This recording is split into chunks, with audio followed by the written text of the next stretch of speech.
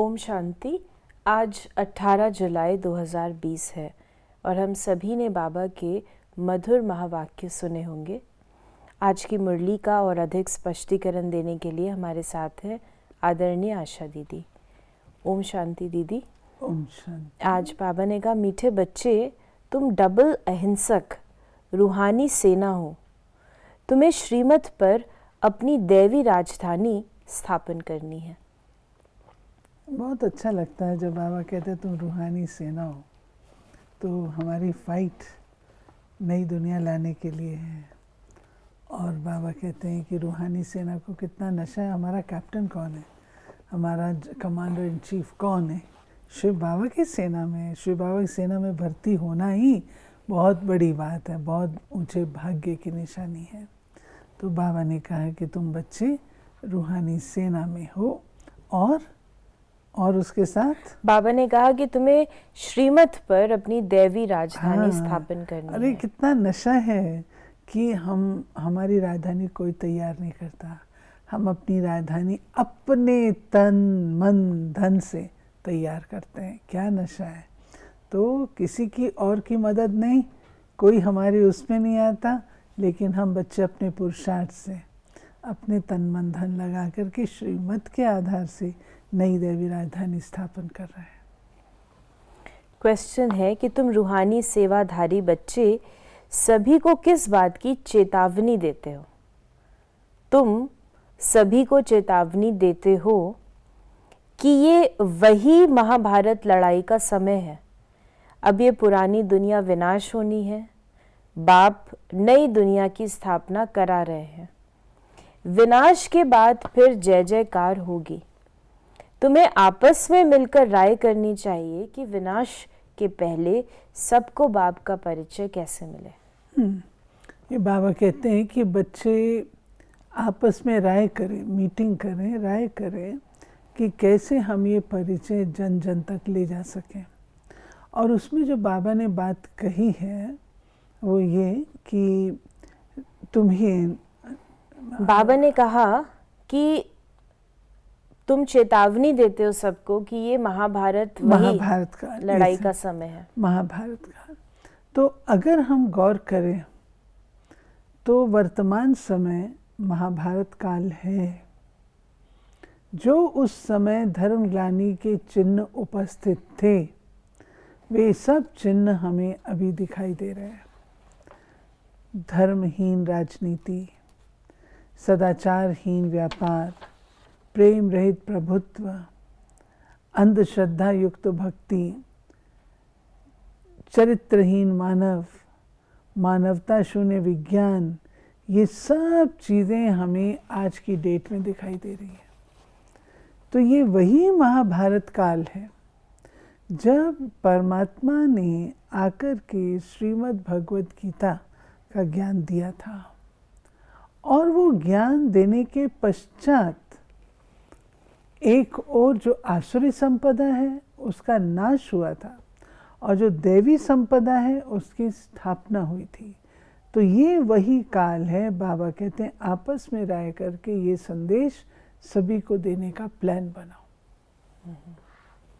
फिर बाबा ने आज जो सेना की बात कही उसमें बाबा ने मुरली में बताया कि ऊंचते ऊंच बाप समझा रहे हैं, ऊंचते ऊंच है भगवान।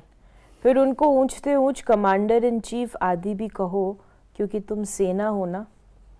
और बाबा ने जो आगे नंबर वार जो बताया कि मुख्य जो कमांडर है, कैप्टन है, जनरल है, उन्हों को आपस में राय करनी चाहिए।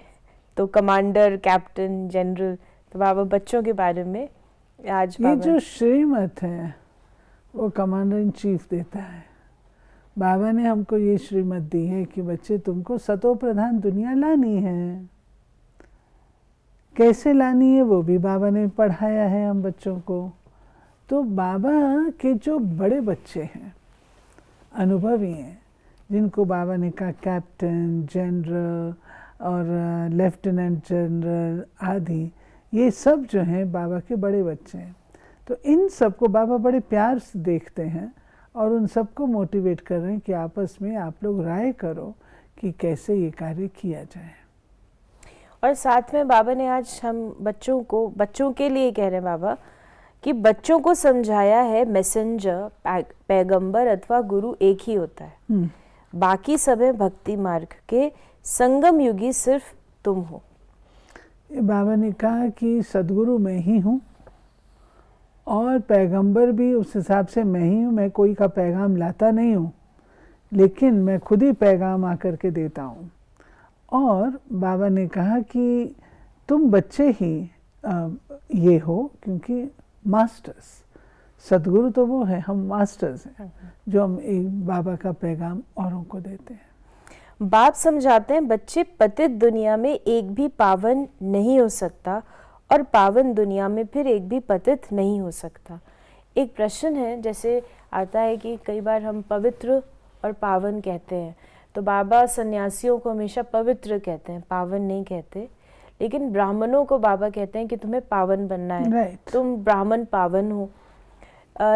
तो पावन की परिभाषा में हम शरीर और आत्मा दोनों को पवित्र कहते हैं। इसको आप डिफाइन करिएगा कि ब्राह्मणों का तो शरीर अपवित्र ही रहता है, तो ब्राह्मणों को बाबा पावन क्यों कहते हैं? देखिए, पवित्रता जो है वो जो संन्यास मार्ग की है या द्वापर युग से आरंभ होती है।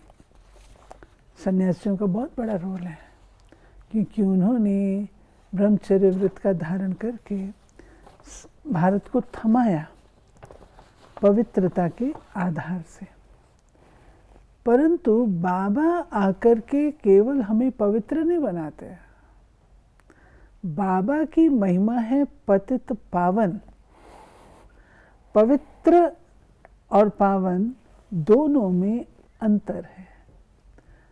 पवित्र मात्र हमारा ब्रह्मचर्य व्रत का पालन करना, मन बुद्धि का पवित्र होना, वो भी इंक्लूडेड है इसमें। क्योंकि आप ब्रह्मचर्य व्रत का पालन करें लेकिन बुद्धि आपकी भ्रष्ट हो तो उसको हम पवित्र थोड़ी कहेंगे। लेकिन पावन में दिव्यता इंक्लूडेड है। दिव्यता है दैवी गुण। दैवी गुण है हमारे सतो प्रधान सत्युगी दुनिया के जो गुण हैं, रॉयल्टी है, प्योरिटी है और जो भी डिविनिटी है, जो भी सारे गुण हैं वो हैं। तो बाबा हमको आकर के दोनों बातें कराते हैं, पवित्र भी बनाते हैं, आत्मा को पवित्र बनाते हैं। और पवित्र बनने से शरीर भी हमारा पवित्र होता है, प्रकृति भी पवित्र हो जाती है। उसके साथ साथ बाबा दिव्यता सिखलाते हैं, जिसको बाबा मैनर्स कहते हैं। संगम युग पर, सतयुग में वो हमारे दिव्य गुण दिखाई देते हैं, तो वो होते हैं, इसलिए उसको पावन कहा जाता है। तुम बच्चों को अभी कितनी खुशी है, नई दुनिया स्थापन हो रही है, सुख धाम की स्थापना अर्थ बाबा हमको फिर से डायरेक्शन दे रहे हैं। उसमें भी नंबर 1 डायरेक्शन देते हैं, पावन बनो, जो भी हमने बात कही। फिर बाबा ने कहा कि जो 7 रोज़ का कोर्स करते हैं और कोर्स के बाद फिर कहते हैं फुर्सत नहीं है, तो बाबा ने उसके बाद कहा कि पढ़ाई शुरू की और निश्चय हुआ, माशूक आया हुआ है जिसको हम पुकारते थे, ज़रूर कोई शरीर में आया हुआ है। तो बाबा ने पढ़ाई के लिए कहा कि ये भी 7 रोज़ का कोर्स कोई सुने तब बुद्धि में बैठे, कहते हैं फुर्सत नहीं है। अरे आधा कलब पुकारते आए हो, अब वो प्रैक्टिकल में आया है। तो इसको यही बाबा कहते हैं कि आप बच्चों ने पुकारा मुझे भक्ति मार्ग में, और तुम्हारी पुकार सुनकर के मैं आया, तुम्हारी पुकार का आंसर देने के लिए आया। और उसके बाद तुम बच्चे कहते हो कि बाबा याद करने की फुर्सत नहीं है, ऐसा कैसे? तो अब मैं आया हूँ, तो तुम बच्चों को भी अपना समय निकाल करके बाबा को याद करना ही चाहिए। कल्प कल्प तुम्हारे जैसा पवित्र और सुखी कोई नहीं है। तुम बच्चे इस समय सभी को ज्ञान देते हो। तुम अपने ही तन मन धन से श्रीमत पर भारत को स्वर्ग बना रहे हो। तुम प्रिंस बनते हो, तुम प्रिंस बनते हो ना। सतयुग त्रेता में पवित्र प्रवृत्ति मार्ग है। अपवित्र राजाएं, पवित्र राजा रानी लक्ष्मी नारायण की पूजा करते हैं। ये बाबा ने पूरी हिस्ट्री बताई सतयुग की और फिर त्रेता द्वापर तक लेके आए। बाबा कहते कल्प कल्प तुम बच्चों जैसा सुखी और कोई नहीं बनता। मैं सुखों का सागर एक ही बार आता हूँ और आकर के तुमको इतना सुखी बनाता हूँ जो तुम्हारा ये सुख कल्प के एंड तक चलता है। कल्प के एंड तक, केवल सतयुग त्रेता तक नहीं। आज भी अगर हम देखें तो ब्राह्मण परिवार में कोई ही विरला आज दिन तक मुझे तो दिखाई नहीं दिया कोई ऐसा हो जिसको दाल रोटी ना मिलती हो। ऐसा ब्राह्मण मैंने नहीं देखा। तो बाबा ने इतना हम बच्चों को सुख दिया है। यहाँ पर बाबा को याद करके हम इतना सुख कमा लेते हैं जो कल्प के अंत तक चलता है। और सतयुग में डबल सिर ताज वाले हम होते हैं, डबल ताज होता है जो पवित्रता के कारण से है और हमारी रूलिंग पावर सॉवरेंटी का प्रतीक है। फिर जब हम आते हैं द्वापर युग में, पवित्रता का ताज खत्म हो जाता है, वहाँ मर्गीय बन जाते हैं। तब जो राजाएं हैं वे अपने ही मंदिर बना करके अपनी पूजा शुरू कर देते हैं, जिसको बाबा कहते हैं आप ही पूजे, आप ही पुजारी बन जाते हैं। अपवित्र राजाएं पवित्र राजाओं की पूजा करते हैं। गरीब का 1 रुपया साहूकार का 1000 बराबर हो जाता है। ये बाबा ने आगे एक्सप्लेन किया है कि कई बांधेलियाँ 1 रुपया भेज देती, बाबा हमारी ईंट लगा देना। बाबा एक राज हमें समझाते हैं कि तुम्हारा जो भी खजाना है, तन मन, तुम्हारे पास धन भी है और तुम्हारे पास संबंध भी हैं, तुम्हारे पास तुम्हारे गुण और विशेषताएं भी हैं। जब हम कहते हैं बाबा सब कुछ आपका, तो जो कुछ मेरे पास है वो मुझे बाबा की स्थापना के कार्य में अपने लिए इन्वेस्ट ज़रूर करना है। अगर मैं अभी इन्वेस्ट नहीं करूंगी, बाबा को तो नहीं चाहिए, बाबा तो परम धामवासी है। राजाई मिलती है तो हम बच्चों को मिलती है, बाबा तो आता भी नहीं, देखता भी नहीं। तो बाबा हम बच्चों को ये ज्ञान देते हैं कि जिसको तुम कहते हो ये मेरा है, जिस चीज़ को तुम मेरा कहते हो ना, उसको राजधानी की स्थापना में लगाओ लगाओ। इसमें आपने कितना लगाया बात उसकी नहीं है, ये भावना की बात है। गरीब के पास 1 रुपया है तो वो उतना भेजता है कि बाबा मेरी 1 ईंट लगा देना। और साहूकार के पास अधिक है, अगर वो उतना भेजता है तो उसको उस अनुसार उजूरा मिलता है। ये नहीं कि गरीब ने कम लगाया तो उसको कम मिलेगा, उसने नहीं। बात है भावना की और प्रोपोर्शन की भी, शायद कहीं ना कहीं प्रोपोर्शन। यस, भावना की। हमारे पास यहाँ पर जब ये ऐसी मुरली आई एक जिसने ईंट लगा, तो एक भाई ईंट ले आया। एक भाई गांव, हमारे इन गांव में से ईंट ले आया कि मेरी ये ईंट लगा देना। हमने वो ईंट लगाई, उसकी भावना, उसने जितना समझा उस अनुसार उसने किया ना, तो हमने वो ईंट लगाई। कंस्ट्रक्शन काम चल रहा था कहीं पर, हमने उस ईंट को यूज किया। फिर बाबा ने कहा कि अब बाप आते हैं भंडारा भरपूर कर काल कंटक दूर करने, वो है अमरलोक, ये है मृत्यु लोक। ऐसी मीठी मीठी बातें सुननी सुनानी है, फालतू नहीं। बाबा कहते तुम कौन हो? तुम रॉयल, रॉयल बच्चों की वार्तालाप का स्टैंडर्ड क्या होना चाहिए? हमारे वार्तालाप का स्टैंडर्ड क्या होना चाहिए? आज हम बाबा से अगर बातचीत करें, तुम्हारे वार्तालाप का स्टैंडर्ड क्या होगा? कितना ऊंचा होगा, बोल भी नहीं पाएंगे। और आइए, दादियों के साथ हमारा स्टैंडर्ड कैसा होगा?